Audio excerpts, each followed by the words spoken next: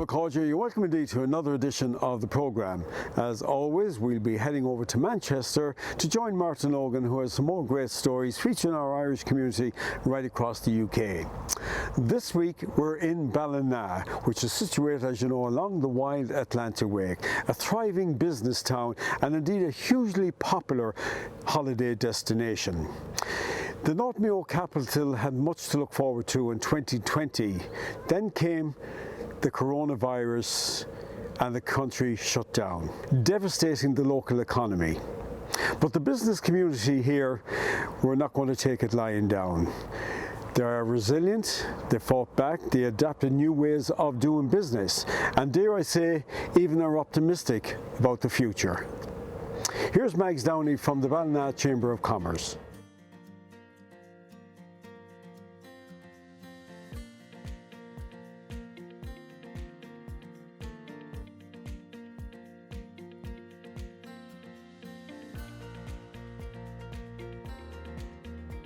Ballina Chamber of Commerce, we've been operating for nearly 60 years.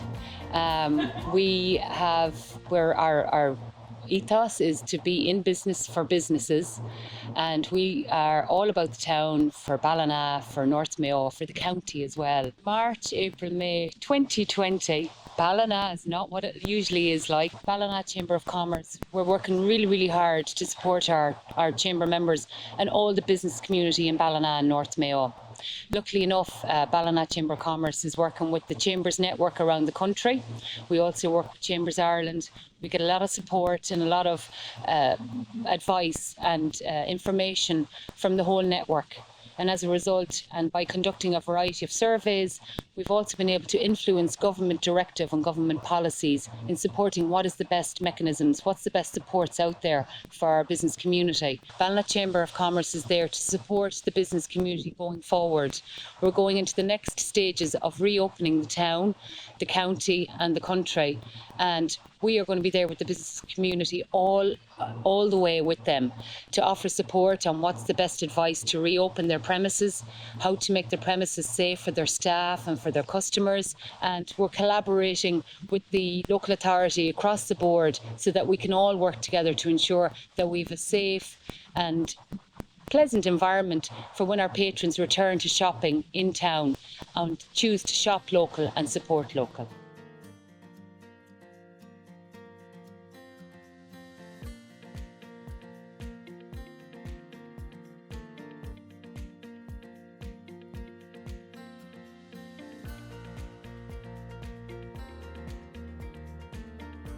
This year was going to be a marquee year for us. Mayo's first Irish whiskey in 150 years since the Livingstons in Westport in the 1850s, thereabouts. We're going to launch this whiskey, a beautiful single malt whiskey.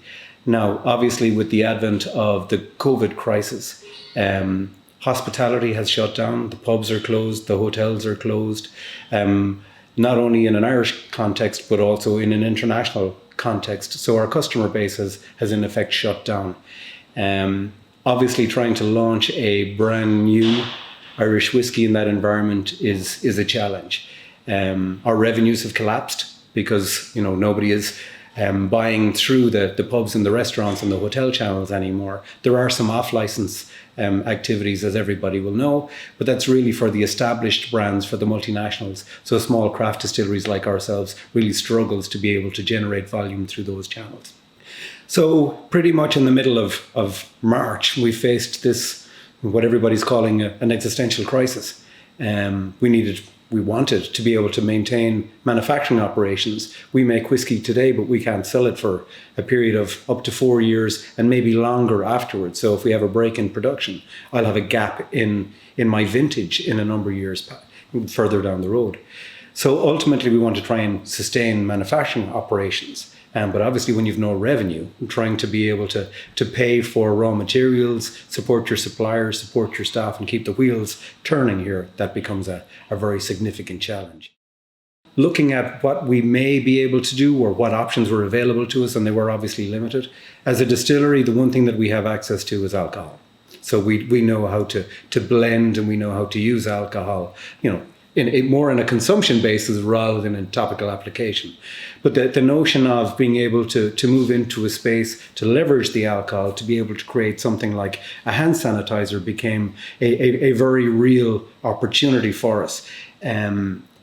It's not normal to us, our supply chain. We're used to, 700 and 750 ml glass bottles versus a 250 ml plastic bottle is a completely different supply chain. And over the course of the last 2 months, I'd say that we've probably sold about 90 to 100,000 units, which has really helped to be able to keep the doors open here in some limited capacity.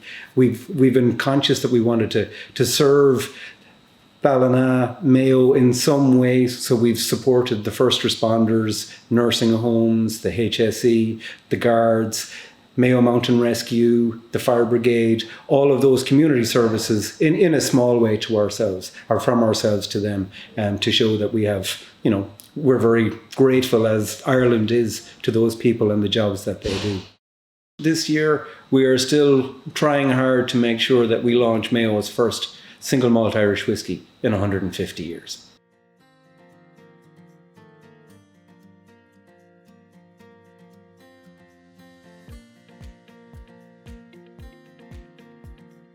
It's hard to swallow. You go home that night and I said, where are we going from here? What are we going to do? So it did take me a few weeks and my husband to gather our thoughts and say, what's the best way we're going to do this? How are we going to actually get back on track? And it's not just about a hotel, it's about the area, it's about Mayo, it's about Ballina, the Wild Atlantic Way. Everything was coming together nicely.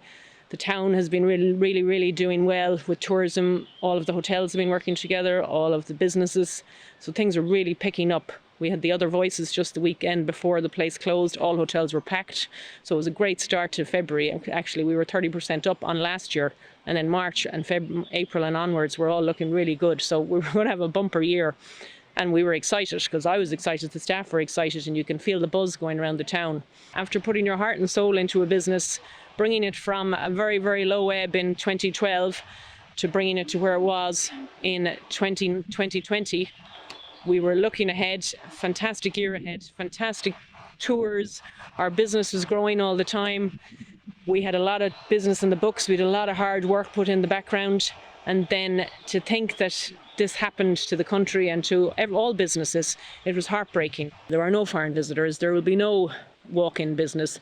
There will be no outside. There will be no customers coming from far abroad like there used to be.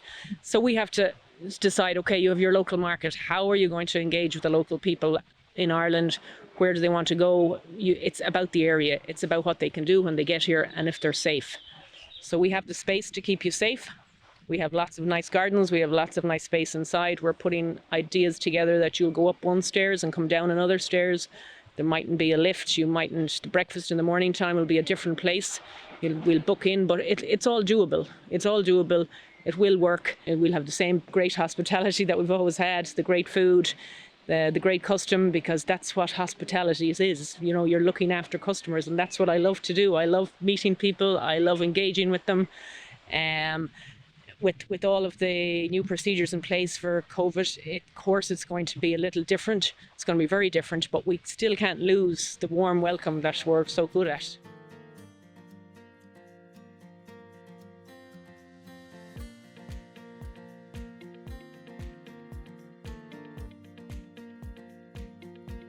When the coronavirus first hit, we had to reevaluate what we were doing.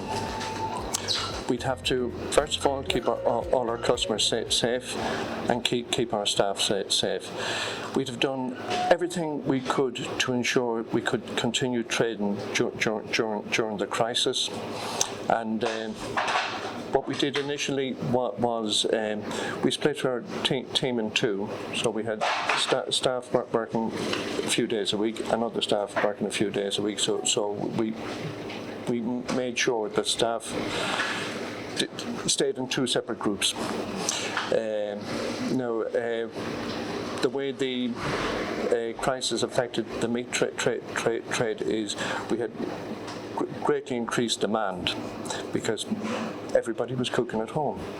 So a lot of people got to experience coming into the butcher shop, possibly for the first time.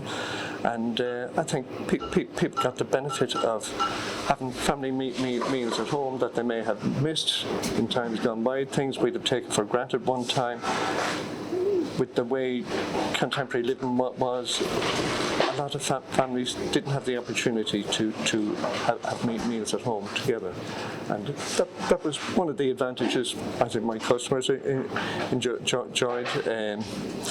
for the few weeks. After a few weeks, after maybe 4 or 5 weeks, we realised this threat of the virus spreading wasn't going to go away. So we had to bring the two teams together and work on a continuing basis, and it's going quite well for us. I hope Ballina, like other towns throughout the country, would have the opportunity to retain their young people locally, and young people may work remotely, work on that line while remain living at home rather than having to go to Dublin or London or elsewhere to work, and that might be a benefit to us all. I also hope that we continue to enjoy family meals at home, and we'll do it to our utmost to supply the quality meals for those occasions. Fáilte, you're very welcome back to part 2 of the programme as we continue our visit to local businesses in the area. Here's Liam Collins of Collins Plastics.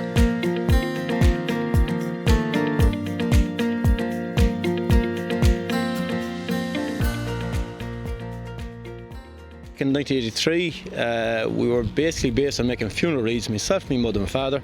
That's all we ever intended doing, nothing else. Through the years, the company developed and evolved. We started doing the likes of point-of-sale displays, machine guards or factories, all working with clear plastics, clear sheeting, fabricating them. The company developed pretty well over the years, and now we're doing likes of, we'd be one of the biggest fabrication companies in the country, no question about it. When we were going very well, we had 28 people here. When we were, at the moment, we had 11, up to recently. Now there's a few more, probably double staff at the moment, and still increasing. This COVID's affected us big time. COVID-19 basically hit us like a curveball. We were moving along normally, and we thought we were all right, chugga like everybody else. When COVID-19 started, come back, say, end of February, early March, it didn't seem to be a major issue. It was an issue, but not a major issue. By the time it came to around St. Patrick's weekend, it was more than an issue. It was the governing issue. And then when the factories start to close down, it creates its own problems. The shops close, so the shop fitters weren't getting anything. It's created an awful lot of problems. For us, we had to redesign the company completely. What way are we going to approach all this? So then we looked at a situation, hang on a second now, there's a lot of movement towards these sneeze guards for likes of around tills, cash registers, all that kind of stuff. So we set up a design on all those. And it took a few days, a few nights basically just solidly working on those, setting up new systems on it and pricing them, getting materials. Then we put that, we focus on that, on our natural customer base that we were working. Forget it, the ones that are closed, they're closed. You can't do anything about it. Just working the ones that are open. And doing that, we got great feedback because we have a huge customer base all over the whole country. And we targeted that, and then we get on the phone, start saying, look, we are making this stuff, are you interested, whatever. And basically, within about maybe 4 to 5 weeks, the company actually doubled. I had to get more staff in, basically. There's new machines on the way in too as well. It just took off, and I don't think it's going to stop. The current one now, basically, is a sneeze guard, which is literally a cash register to protect the staff inside in the shop, okay? The next line that's taken off very well at the moment too are dividers and offices to separate all the offices. The next line coming on the heel of that is going to be the schools and the universities. We have a few big ones in there for some of the libraries and the big universities in the country. We're not just going out putting a few screens here and there, we don't. We've made a few thousand screens at this particular point, you know.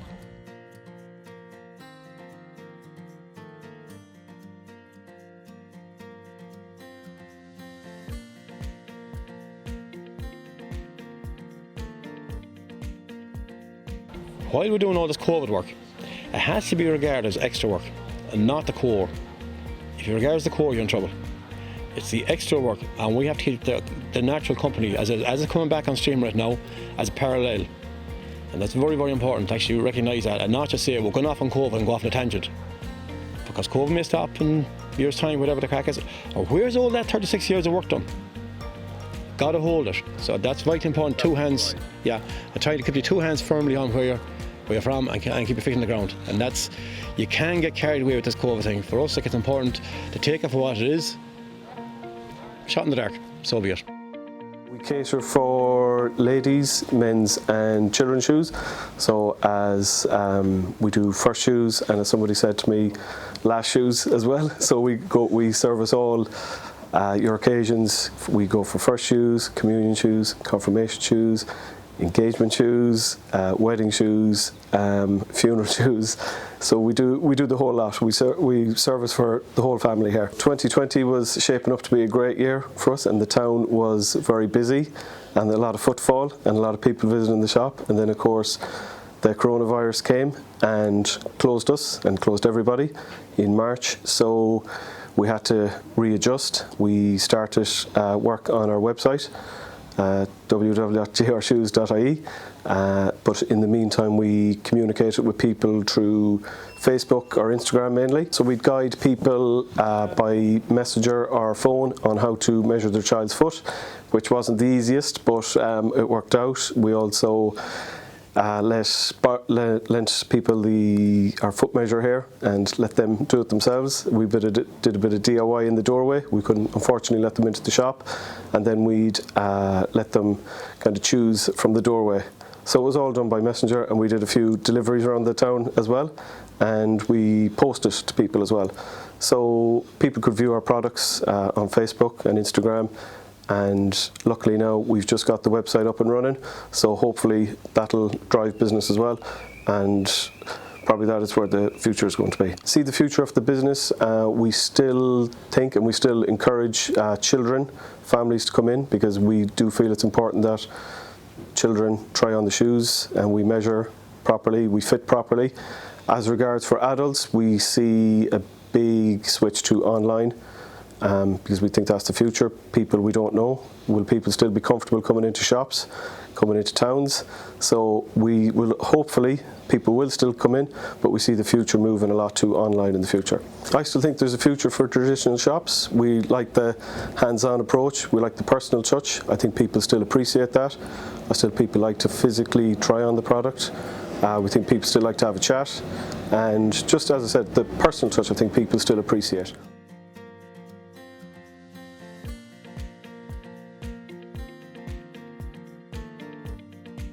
March came around the corner. We'd gone through January and February, which was always lean enough months for restaurants, bar the weekends. We're lucky enough here in Ballina that your weekends are pretty good.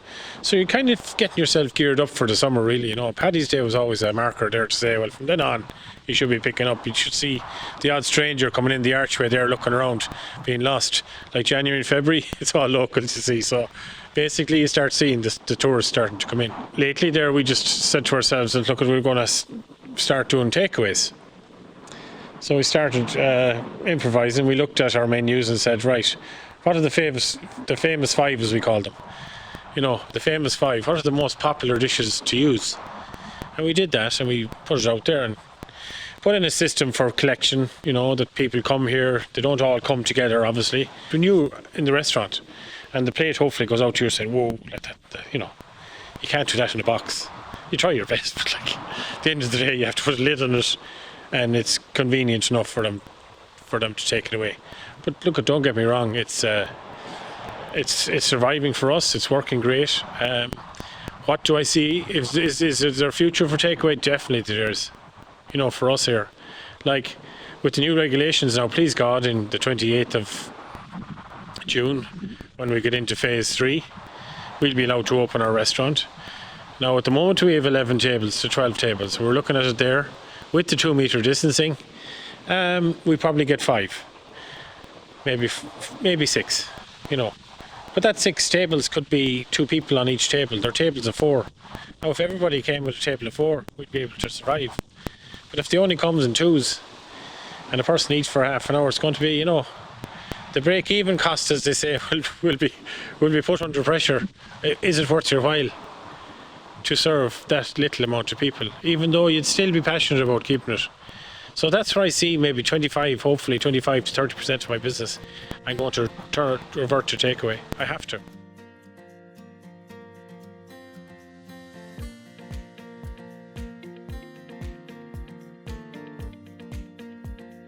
I'm the president of the Chamber of Commerce of Ballina. This is my first year. I suppose it'll be one to remember, the COVID year. I met a colleague of mine up the street the other day, and he said, "Geez, you're getting a soft year at presidency. You don't have an awful lot to do." But it's amazing that we do have an awful lot to do, because we have to get across to our members what the Chamber are trying to do for them, getting all the information out there and talking to them and making sure that they're okay. A lot of them, there's an awful lot of information out there, and to be honest with you, it's very confusing. So it's up to us really to try and channel that information to them to the best of our ability, that what's appropriate to them. We're all together in this, so let's just, do what we have to do to get Ballina back up and running. And that's what we are doing here at the Chamber. Well, I'm a Roscommon man living in Mayo. I'm here 26 years actually this year. We were in the Imperial Hotel or Barter House for we had 10 very, very good years. And I'm here in Dillons for the last 8 years. I love it. I'm passionate about what I do. It's a bar and restaurant, but it's a restaurant with a bar. We will bounce back. Ballina is a great town. We have a great camaraderie. We have a great group of business people. The Chamber of Commerce is unbelievable. Mayo North, another fantastic group of people that continually promote Ballina. The Ballina Salmon Festival is iconic. It's been running for over 50 years in the town. We're unbelievably proud of its history, of its achievements, of what it does for the area. It brings thousands of visitors into Ballina every year. It brings so many people home to Ballina. They make it their annual holiday. Of all years, we have a fantastic group of people running the festival. The stakeholders, that is the business people, they have really come on board the last 2 years. So we had it put to bed, Henry. We had everything done. We had a full programme of events. So it was gutting. It really was that we had to pull the plug. The festival, they say, brings in the region of €6 to €8 million into the town over the duration of the week. It's a huge loss. Without a doubt, it's a huge loss. We as a group of business people ourselves, we see the loss. We see that without the festival this year. Now, hopefully, as I said, most of us, or a lot of us, will be back open, but it still won't be the same without that festival for those 10 days. Personally, business-wise, it was fantastic. It's always good. But on a personal level, Henry, to see all those visitors and children, adults, happy faces around the place, it makes it. And when you see people coming into town and loving it, we're winning. We're so looking forward to 2021. As I said, we're going to have a wonderful programme of events. It's going to be big. It's going to be huge. I want to welcome everybody, absolutely everybody. I'm looking forward to welcoming everybody back to Dillons, back to my own place, and hopefully it'll be a footnote in history shortly. Just to remind you all this Christmas to support local businesses who are providing vital jobs in the area. So stay local, shop local, and help protect businesses and their employees during these critical times. Wishing you all a very happy Christmas from Ballina Chamber of Commerce. For more information, contact ballina.ie.